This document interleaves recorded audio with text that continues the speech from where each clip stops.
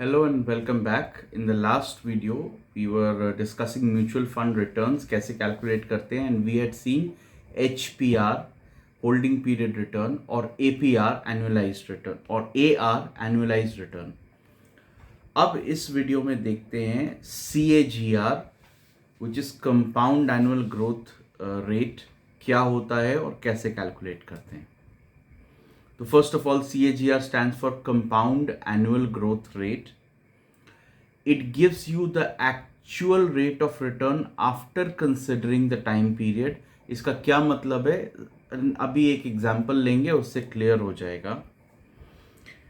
This is the most appropriate measure of return, especially when holding period is more than 1 year. ये सबसे ज़्यादा appropriate way है return calculate करने का, because it also takes into account the time factor. तो ये और भी ज़्यादा इंपॉर्टेंट होता है, specially if you are holding the investment for more than 1 year. Okay, so let's look at an example to understand ये टाइम फैक्टर के कारण रिटर्न कैसे वेरी करता है. सपोज आपने 100 रुपीज इन्वेस्ट किए दो म्यूचुअल फंड में, fund A and fund B.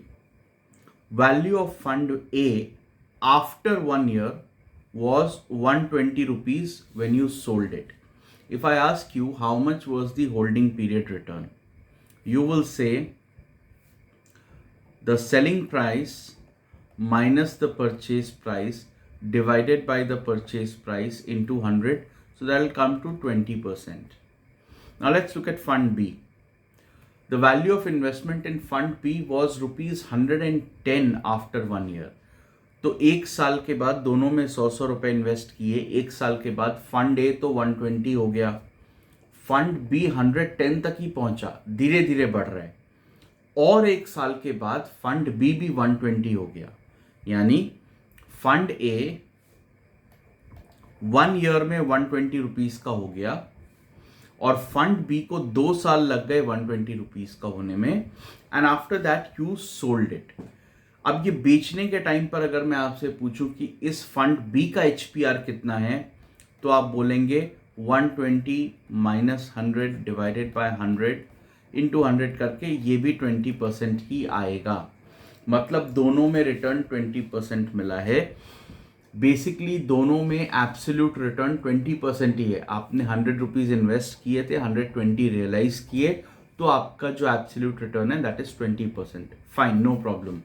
Only differences, fund A के केस में आपको एक साल में 20% मिल गया, फंड बी के केस में आपको 20% मिलने के लिए 2 साल लग गए. तो if I ask you on an average एक साल का रिटर्न कितना था, वो कैसे कैलकुलेट करेंगे, वो हमें CAGR बताता है. Let's understand in a little more detail what is CAGR. Fund B के एग्जाम्पल को ही कंटिन्यू करते हैं. जो आपने 100 रुपए इन्वेस्ट किए, एक साल के बाद इसकी वैल्यू 110 रुपए थी, और 2 साल के बाद इसकी वैल्यू हुई 120. ओके, तो पहले साल में आपको एक्चुअली कितना रिटर्न मिला? 100 रुपीज लगाए थे एंड दैट बिकेम 110. तो आई कैन से पहले साल में 10% रिटर्न मिला. पर क्या सेकेंड साल में भी, सेकेंड ईयर में भी आपको 10% रिटर्न मिला? सेकेंड ईयर के बिगिनिंग में म्यूचुअल फंड के पास आपके कितने पैसे थे, उस पैसे की वैल्यू कितनी थी? अगर आप रिडीम करते तो आपको कितना मिलता? 110 मिलता. That 110 became 120 in 1 year's time. That means you earned 10 rupees on an investment of 110 rupees. आपने अपनी जेब से 110 दिए नहीं है, लेकिन आपके म्यूचुअल फंड के पास beginning of the year 110 rupees थे, वैल्यू 110 थी, which became 120. So if I actually calculate the return, 10 divided by 110 होना चाहिए, which is like 9%, approximately 9%. So you'll see in the first year you got a return of 10%, in the second year you got a return of 9%. So can I then say that on an average मैं ये 10% और 9% का average निकाल दूं, वही मेरा CAGR है? नहीं, it's not that simple. You will get an approximate value, but वो सही कैलकुलेशन नहीं होगा. Let me show you how CAGR is calculated. Before that we really need to understand what exactly is compounding, because CAGR क्या है? Compound annual growth rate. Annual word का मतलब per annum, growth rate you know what it is. तो ये compound word को समझ जाएंगे तो CAGR भी समझ जाएंगे. अगर मैं कहता हूं कि मेरा investment is growing at a CAGR at a CAGR of 10%, इसका क्या मतलब होता है फाइनेंस में? इसका मतलब पहले साल जब मैंने 100 रुपए इन्वेस्ट किया तो वो 110, वो 10% से बढ़ेगा and it becomes 110. Okay. Second year, now my investment amount is 110. Now this 110 will grow by 10%. तो और 10 रुपए ऐड नहीं होंगे, 110 का 10% ऐड होगा, 11 रुपए ऐड होंगे, it will become 121. Now this 121 will grow at 10% in the third year to become 133, and in the fourth year 10%, 146. If this is true, then I can say that this investment is growing at a CAGR, is growing at a compound annual growth rate of 10%.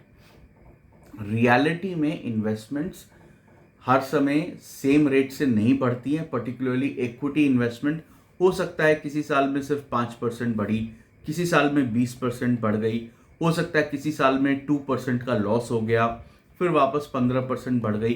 तो ये rates fluctuate करती रहती है.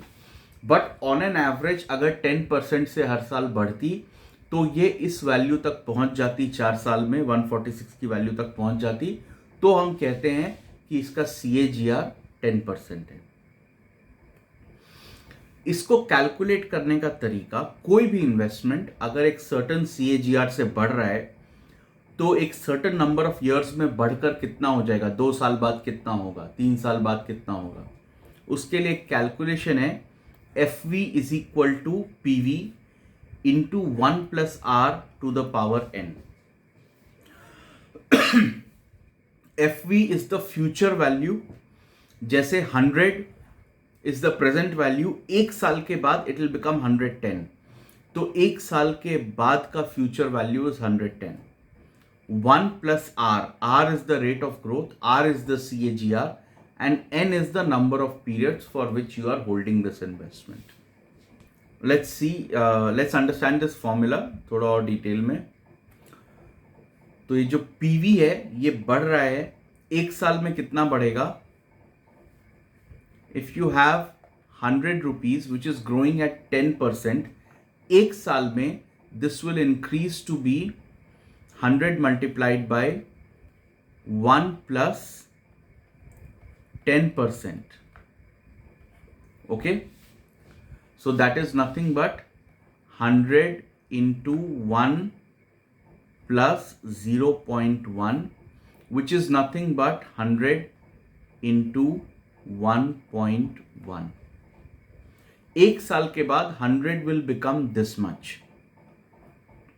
उसके बाद अगर मैं इस इन्वेस्टमेंट को और एक साल के लिए इन्वेस्ट करके रखूं तो अगेन मल्टीप्लाइड बाय 1.1, और एक साल के लिए रख के रखूं तो again multiplied by 1.1. That is why basically it is the formula is 100 into 1.1 to the power n. मतलब अगर मैंने 3 साल के लिए रखा तो टू द पावर 3, क्योंकि हमें 3 बार 1.1 से मल्टीप्लाई करना पड़ेगा. क्लियर है? ये फॉर्मूला इसीलिए समझा रहा हूं कि आपको रटना नहीं पड़े, एग्जाम में अगर कुछ कंफ्यूजन हो आप भूल जाएं. ये बहुत सिंपल फॉर्मूला है, बहुत सिंपल लॉजिक है, इजीली आप इसको रिकॉल कर सकते हैं. 100 मल्टीप्लाइड बाय 1.1 आफ्टर 1 ईयर. अगर 2 साल है तो 2 बार मल्टीप्लाई कर दीजिए, 3 साल है तो 3 बार मल्टीप्लाई कर दीजिए. That is why to the power n, where n is the number of holding periods. तो अगर 3 साल है तो ये फॉर्मूला हो जाएगा 100 into 1.1 to the power 3, मतलब 3 बार 1.1 से मल्टीप्लाई कर दिया. This much is clear? Let's move on. We have understood what is compounding. ये जो प्रोसेस होती है प्रेजेंट वैल्यू से फ्यूचर वैल्यू निकालना, प्रेजेंट वैल्यू का बढ़ना हर साल, इसको बोलते हैं compounding. Right? So if this is the formula for compounding, अगर आपको फ्यूचर वैल्यू भी पता है, अगर आपको आर पता है, पीवी पता है और एन पता है, तो आप फ्यूचर वैल्यू निकाल सकते हैं। पर यहां पर इस टॉपिक में हमें फ्यूचर वैल्यू दी हुई होगी, प्रेजेंट वैल्यू दी हुई होगी, एन भी दिया हुआ होगा, आर हमें कैलकुलेट करना होगा कि फंड ने कितना रिटर्न जनरेट किया, आर की वैल्यू कितनी है वो हमें कैलकुलेट करना होगा। तो वो हम कर सकते हैं। उसके लिए हम इस फॉर्मूला को थोड़ा सा रीअरेंज करेंगे। सबसे पहले मैं पीवी को यहां नीचे ले जाऊंगा। वो करने के बाद ये फॉर्मूला ऐसा दिखेगा, F V divided by P V is equal to 1 plus R to the power N. Simple algebra है। नेक्स्ट मैं दोनों तरफ रूट निकाल लूंगा, तो ये n यहां से डिसअपियर हो जाएगा। nth root of this number F V divided by P V is equal to 1 plus R. अगर ये वैल्यू 2 थी तो मैं स्क्वायर रूट निकालूंगा। सपोज ये वैल्यू 2 थी, 2 years थी, तो आई will say 1 plus R to the power 2, इसका स्क्वायर रूट। तो इसका स्क्वायर रूट कितना होगा? 1 प्लस आर ही होगा, because what is this? 1 plus R square means 1 plus R multiplied by 1 plus R, और इसका अगर मैं स्क्वायर रूट निकालूं तो the answer will be 1 plus R. On this side I will say F V divided by P V का square root. तो मैंने दोनों तरफ स्क्वायर रूट निकाल दिया इक्वेशन के, राइट? तो simply the formula is F V divided by P V का nth रूट, अगर 2 साल है तो स्क्वायर रूट, 3 साल है तो cube root, is equal to 1 plus R. Let's move on. तो बेसिकली ये फॉर्मूला हमने डिराइव किया, CAGR is equal to future value divided by present value, और उसका स्क्वायर रूट या क्यूब रूट, जितना भी पीरियड ऑफ होल्डिंग है उतने का रूट निकाल देना है और उसमें से 1 माइनस कर देना है। इसको लिखने का और एक तरीका भी होता है। Instead of writing a root, nth root, I can write FV divided by PV raised to the power 1 by n minus 1. You can easily do this in your calculators. Let's look at an example. Suppose 1 unit of a mutual fund scheme was purchased on 1st April 2020 for 100 rupees and sold on 31st March 21 at 115 rupees. Calculate the CAGR. Calculate the CAGR. Now please note, in this case the investment is held only for 1 year.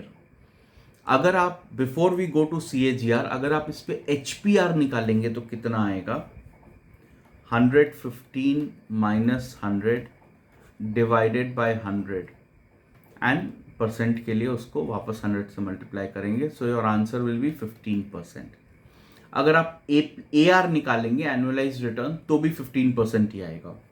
Now let's try and calculate the CAGR. CAGR का formula हमने ये देखा था, fair value divided by present value raise to the power 1 divided by n minus 1. So what is the future value?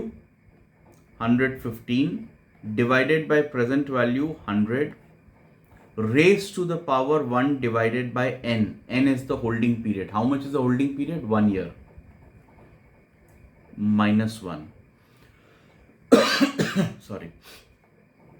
तो इसका भी answer वही आएगा, 1.15 minus 1, और लास्ट में परसेंटेज में कैलकुलेट करने के लिए 100 से मल्टीप्लाई करेंगे, तो this will also come to 15%। When the holding period is 1 year, आप AR निकालो, HPR निकालो या CAGR निकालो, आंसर सेम आना है। Let's continue the same example, but this time increase the holding period.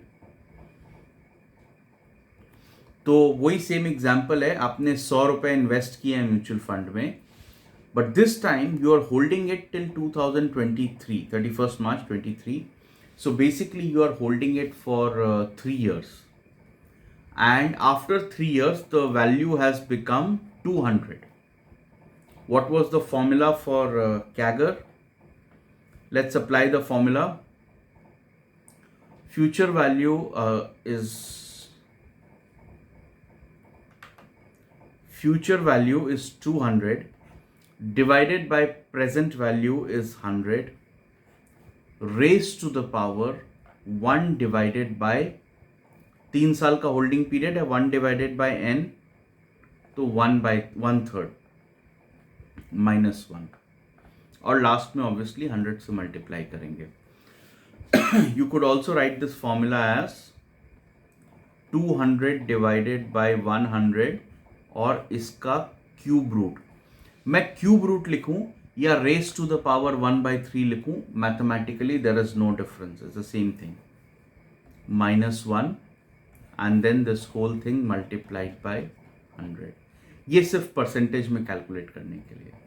So if you do this your answer will come 25.99%.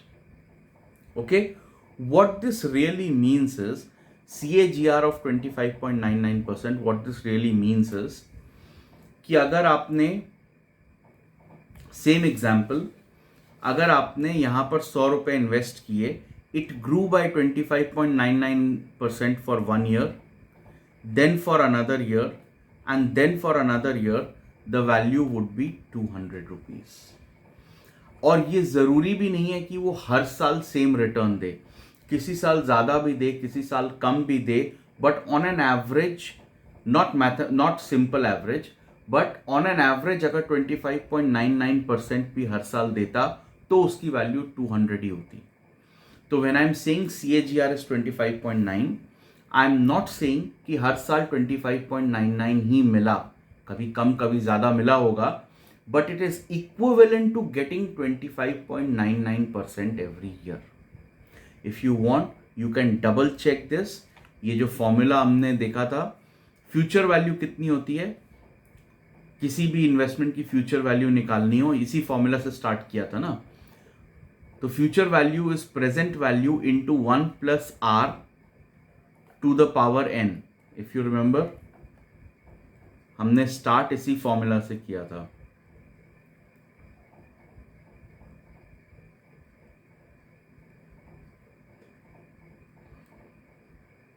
Here's that formula. Future value is equal to present value into 1 + r to the power n.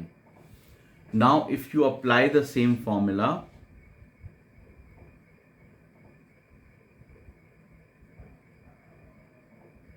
in this case, present value is 100 into 1 + r. R is 0.2599, 25.99%, or 0.2599 raised to the power 3 because you are holding it for 3 years. If you do the calculation, it will come back to 200 rupees. So this is what CAGR is, and this is how we calculate CAGR. It's very simple. Formula तो simple है, आपको याद रहना चाहिए. But even in case you forget it, if there is confusion, if you just remember this simple equation, future value is equal to present value into 1 + r and raised to the power n. तो इससे आप easily r derive कर सकते हैं.